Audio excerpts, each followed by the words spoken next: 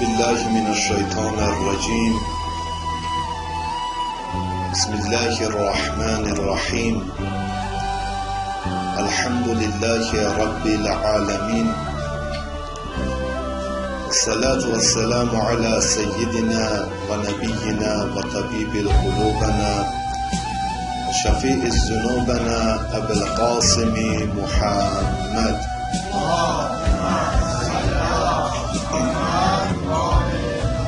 اللهم صل على محمد وآل محمد وآله الطاهرين ولعنة الله على أعدائهم أجمعين إلى قيام يوم الدين.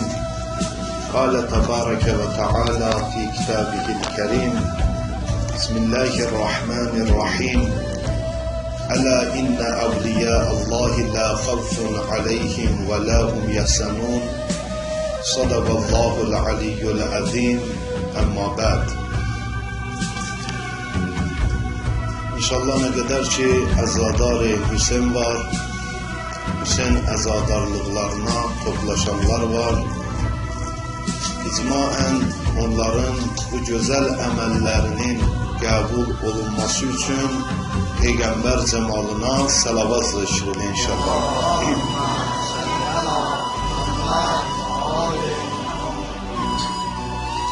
Hazreti İmam Hüseyin aleyhisselamın matem merasimine toplaşmışıq.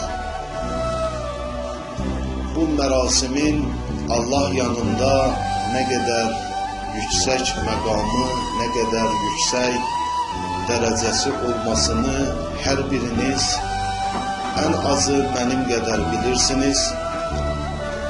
Çünkü her il Mah-ı Muharrem ayı yetişende Hazreti İmam Hüseyin aleyhisselamın hem inkılabının mahiyetinden hem de bu azadarlık saklamağın mahiyetinden söhbətlər açılır.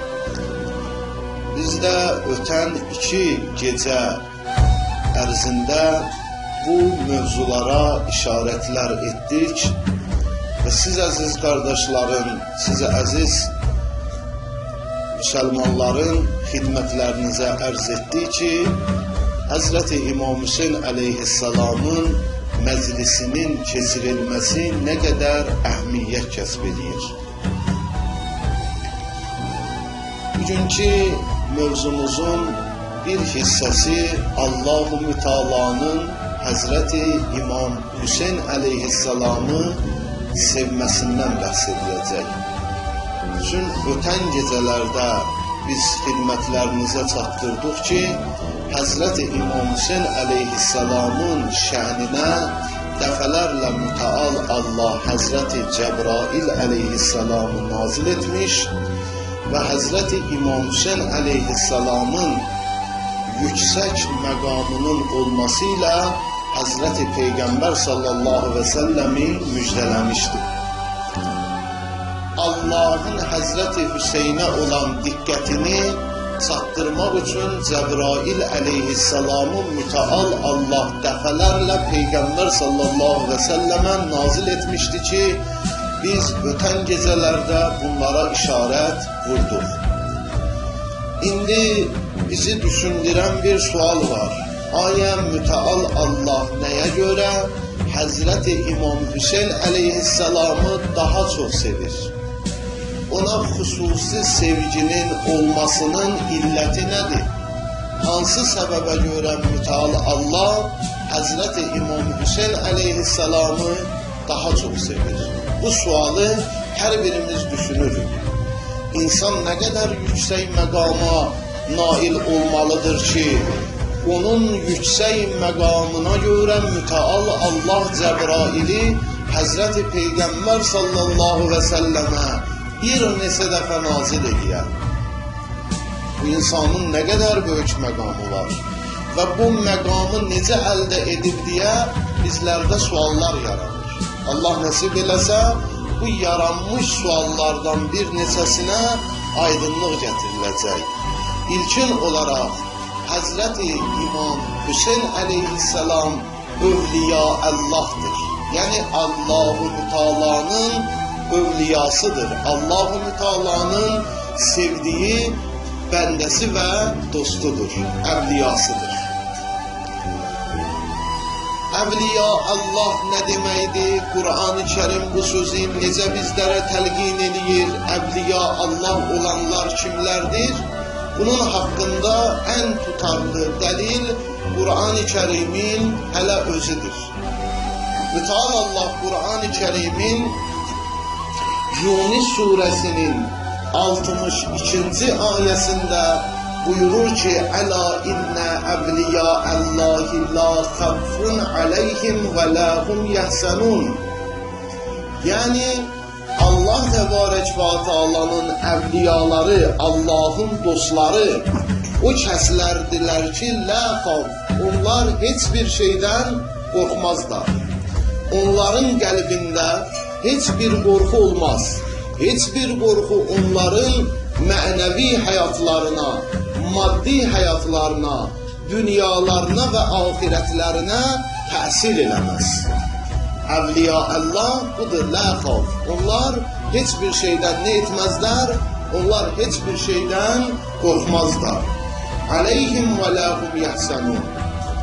Onlar o kəslərdilər ki, onlarda heç bir qəm və heç bir qüssə olmaz. Heç bir qəm, heç bir bəla, heç bir qüssə onlara təsir etməz. Nə üçün? Onlara hər hansısa bir bəla yetişəndə, onlar o bəla üçün gətirdikləri dillərlə kəlamları bu olar. İnnə lillahi və innə ileyhi raciun. Biz Allahdanıq və Allah tərəfinə də qayıdacağıq. Buna görə də onların qəlblərində, onların ruhiyyələrində heç bir şey onlara qorxu kimi təsir edə bilməz. Aleykəssalam və rəhmətullah. Ondan sonra buyurur, Əlləzinə, Allahın dostları o kəslərdir ki, bu kimi qeyd etdi, Allahın dostlarında qorxu olmaz. Əlləzinə, o kəslər Allahın dostlarıdır ki, Əlləzinə əmənu və kənu yettəqun. Onlar iman gətiriblər, Allaha imanları var, vəttəqun və təqvalıdırlar.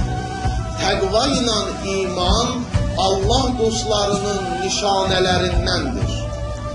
Əgər bir nəfərdə təqva ilə iman varsa, demək bu Allahın dostlarındandır. İndi özümüz bir məsələyə diqqət yetirək. Təsəvvür edək, bizim ən yaxın bir dənə dostumuz var. Ən yaxın sevdiyimiz bir dənə dostumuz var. Biz həmən o dostumuza görə onun qəmli günlərində qəmlənərikmi? Onun sevinç günlərində sevinərikmi? Bu insanın vəzifələrindəndirmi kimi sualları özümüzdən eləyək, düşünək. Qeyd etdik ki, Həzrəti İmam Hüseyin əleyhissalam təqva və imanı özündə cəmləşdirən şəxsiyyət olduğuna görə müteal Allahın nəyidir? Müteal Allahın əvliyasıdır, Allahın dostudur. Allahla dostluq etdiyinə görə müteal Allah dəfələrlə Həzrəti Cəbrail əleyhissalamı, Həzrəti İmam Hüseyin əleyhissalamın xətrinə, onun məqamına, onun mənəvi dəyərinə xatir Həzrəti Peyğəmbər sallallahu aleyhi ve sellemə nazil edir və Həzrəti İmam Hüseyin əleyhissalamın yüksək məqamı olması ilə Həzrəti Peyğəmbər sallallahu aleyhi ve selləmi müjdəliyir. Nə üçün Həzrəti İmam Hüseyin əleyhissalam bu dəyərə malikdir? Qeyd etdik ki, iman və təqvası var. İndi iman və təqvanı məna eləyəcək. Qorxaqlığı yoxdur, onu heç bir şey hədəfindən döndərə bilməz. Çünki bir nəfər Allahın rızasına görə Allahdan qorxursa, onun qəlbində başqa qorxular olmaz, qətiyyən onun qəlbinə təsir edə bilməz. Və həmən bu insanda iman var və təqva var. Görək, Həzrəti İmam Hüseyin əleyhissalam bu imanıyla, bu təqvasıyla, bu qorxmamazlığıyla hansı işləri görür? Ayə, Həzrəti İmam Hüseyin əleyhissalamın etdiyi bu əməlləri başqa birisi etsə, o evliya Allah olar, Allah-u Müteala'nın dostu olar ya Allah-u Müteala'nın dostu olmaz. Bu kimi suallar etrafında bu günləri söhbətlər edəcək. Dikkat edək. Hazreti İbrahim aleyhisselam Müteal Allah'ın yeryüzüne gönderdiği hüccetlerinden biridir. Peygamberlerin atası ləqəbinə malik olan peygamberdir. Ve Habibullah diyerler o yüksek məqam sahibi olan peygambere. Yani Habibullah Allah'ın sevgilisi, Allah'ın dostu. Halilullah diyerler Hazreti İbrahim aleyhisselama. Allah'ın dostu. Hazreti İbrahim aleyhisselamın dostluğuna bakaq ve bu ayede Hazreti İbrahim aleyhisselamı izhar edək. İbrahim aleyhisselamı bu ayede tapaq. Yani hansı ayede? Ela inne evliya Allah evliyaları, Allah dostları o kəslərdir ki, la xaf, onlar qorxmazlar, aleyhim ve lahum yahsanun. Onlara heç bir qəm, heç bir kədər, heç bir bəla təsir etməz. Onlar belə bir məqamın sahibləridirlər. Diqqət elə, Hazreti İbrahim aleyhisselam Nemrud bir dənə manevra keçirdir. Yəni bir dənə görüntü göstərir. Bir dənə görüntü göstərməsiyle bütün cəmiyyəti özünə tabi edir. Özünə məxsus bir görüntüsü var Nemrudun. Nemrud insanlara zulmedir. Bütlərə sitayiş edir. Bütlərə sitayişin vacibliyini Allah'a ibadeti yasaqlayır. Nəhayət Allah diniyle düşmənçilik edir, şeytanın diniyle dostluq edir. Və vəziyyət elə bir həddə gəlir çatır ki, Nemrud özü özünə Allah deyir.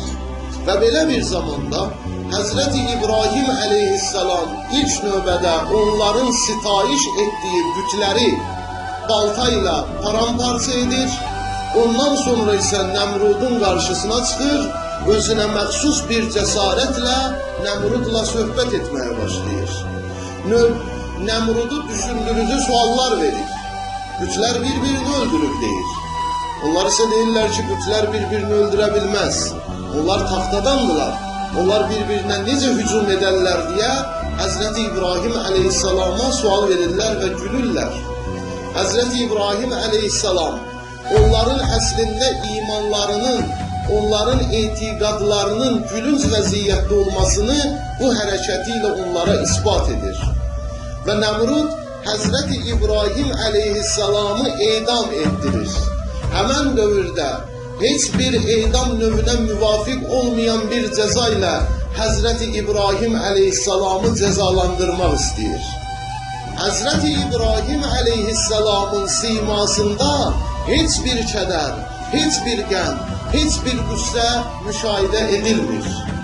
Onu Nemrud məlun alovun içərisinə attırır. Buna baxmayaraq onda heç bir təsir hemen bu alovun içərisinə düşməkdən qorxmaqlıq yaranmır. Niye? Çünkü evliya Allah la xavf, qorxmazlar. Onlarda Allah-u Müteala qorxu hissini götürər. Onların bir qorxusu olar. Kimdən? Müteal Allah'tan. Allah'tan başka heç kəsdən onlar qorxmazlar. Çünkü onlar Allah dostlarıdır.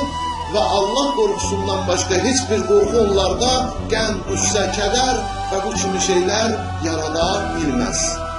Ve bu nəzərdən Hazreti İbrahim aleyhisselamın mübarək simasında heç bir təsir görsənmədi. Və nəhayət bu hərəkətiyle Hazreti İbrahim aleyhisselam xalqı imana gətirə bildi. İnsanlarda iman ruhiyyəsini yarattı. Yatmış iman ruhiyyələrini sirkələyərək oyatdı.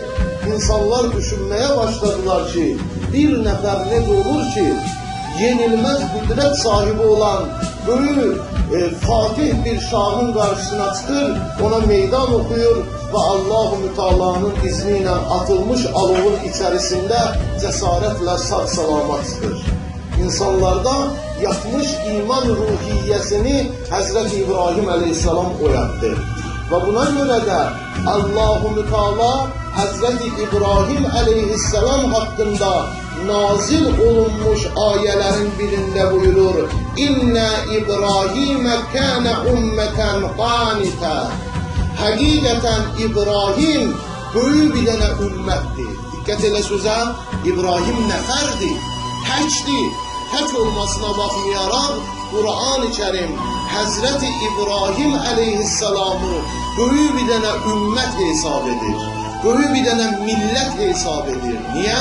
Çünki millətin edə bilmədiyi hərəkəti Həzrəti İbrahim əleyhissalam şəxsən tək yerinə yetirdi.